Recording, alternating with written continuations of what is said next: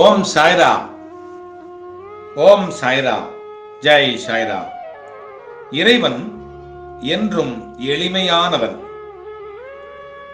அவரை அடைவதும் எளிமை. நாம் தான் நம்மை சுற்றி வேண்டாத வேலிகளை போட்டுக்கொண்டு அவரை அந்நியமாக்கி விடுகிறோம். மலை உச்சியில் அமர்ந்திருந்தார் கடவுள். வெறும் கையோடு பார்க்க போகாதே, ஏதாவது கொண்டு போ என்றார்கள். குசேலனின் அவல் போல இருந்ததை முடிந்து கொண்டு கிளம்பினேன். மலைத்து நின்றேன் மலை அடிவாரத்தில். ரொம்ப உயரம் போலவே. ஏற முடியுமா என்னால்? மலையை சுற்றிலும் பல வழிகள் மேலே போவதற்கு. அமைதியான வழி, ஆழ்ந்த தியானத்தின் வழி, சாஸ்திரத்தின் வழி, சம்பிரதாயத்தின் வழி, மந்திரத்தின் வழி, தந்திரத்தின் வழி, கட்டண வழி, கடின வழி, சுலப வழி, குறுக்கு வழி, துரித வழி, சிபாரசு வழி, பொது வழி, பழைய வழி, புதிய வழி, இன்னும் இன்னும் கணக்கிலடங்காத வழிகள். அடேயப்பா, எத்தனை வழிகள்! ஒவ்வொன்றிலும் ஒரு வழிகாட்டி. கண்டுகொள்ளவில்லை சில வழிகாட்டிகள். என் வழியில் ஏற உனக்கு தகுதி இல்லை என்று ஒதுக்கினார்கள் சிலர். நான் கூட்டி போகிறேன் வா, கட்டணம் தேவையில்லை, என் வழியில் ஏறினால் போதும். எத்தனை பேர் என் வழியில் ஏறினார்கள் என கணக்கு காட்ட வேண்டும் எனக்கு என கைப்பிடித்து இழுத்தார்கள் சிலர்.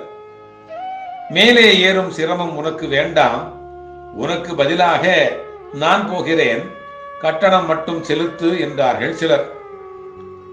பார்க்கணும், அவ்வளவுதானே, இங்கே இருந்தே காட்டுகிறேன் பார், அது போதும், அதெல்லாம் நாங்க மட்டும்தான் ஏற முடியும் என்று ஆணவ அதிகாரத்துடன் சிலர்.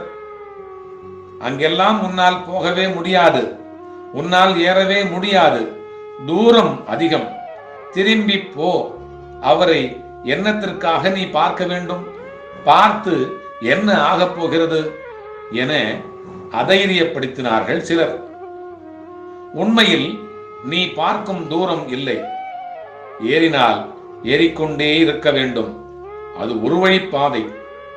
ஒரு முறை ஏற ஆரம்பித்தால் திரும்ப முடியாது, அப்படியே போக வேண்டியதுதான் என்று பயமுறுத்தினார்கள் சிலர்.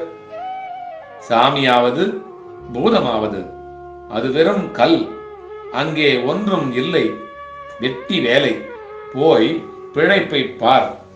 பாதையை அடைத்து வைத்து பகுத்தறிவு பேசினார்கள் சிலர்.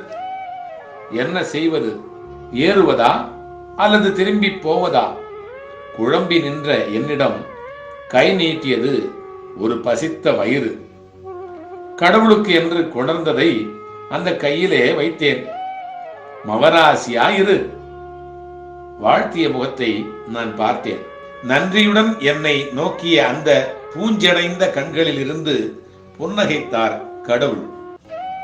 இங்கு என்ன செய்கிறீர்கள்? நான் இங்கேதானே இருக்கிறேன். அப்போ அங்கிருப்பது யார்? மலை உச்சியை நோக்கி கை நீட்டினேன். அங்கேயும் இருக்கிறேன். எங்கேயும் இருப்பவன் அல்லவா நான். இங்கே என்னை காண முடியாதவர் அங்கே வருகிறார், சிரமப்பட்டு. ஆனால் திணறினேன். இது உமது உருவம் அல்லவே, அதுவும் எனது உருவம் அல்லவே. எனக்கென்று தனி உருவம் இல்லை. நீ என்னை எதில் காண்கிறாயோ அதுவே நானாக ஆவேன். அப்படியென்றால் வாழ்த்திய கண்களில் உனக்கு தெரிபவனும் நானே. பசித்த வயிற்றோடு கை நீட்டியவன், உணவளித்த உன் கைகளில் காண்பதும் என்னையே. தருபவனும் நானே, பெறுபவனும் நானே. நான் எங்கும் எதிலும் இருக்கிறேன். என் தரிசனம் பெற கண் தேவையில்லை, மனதுதான் வேண்டும். அப்போ உன்னை பார்க்க மலை ஏற வேண்டாம் என்கிறாயா? குழப்பத்துடன் நான் கேட்டேன். தாராளமாக ஏறி வா, அது உன் விருப்பம்.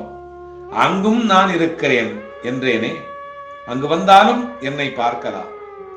கடவுளே, விழித்தேன். எனக்கு ஒன்றுமே புரியவில்லை. புரிந்து கொள்வது அவ்வளவு கடினம் அல்ல. உனக்காக மட்டுமே நீ வாழ்ந்தால் என்னை காண நீ சிரமப்பட்டு மலையேறி உச்சிக்கு வர வேண்டும். பிற உயிர்களுக்காகவும் வாழ்ந்தாய் என்றால் நீ இருக்கும் இடத்திலேயே என்னை காண்பாய். ஏனெனில் நான் ஒரு பொழுதும் உன்னை விட்டு விலகுவதும் இல்லை, உன்னை கைவிடுவதும் இல்லை. புன்னகைத்தார் கடவுள். ஓம் சாய்ராம். ஜெய் சாய்ராம்.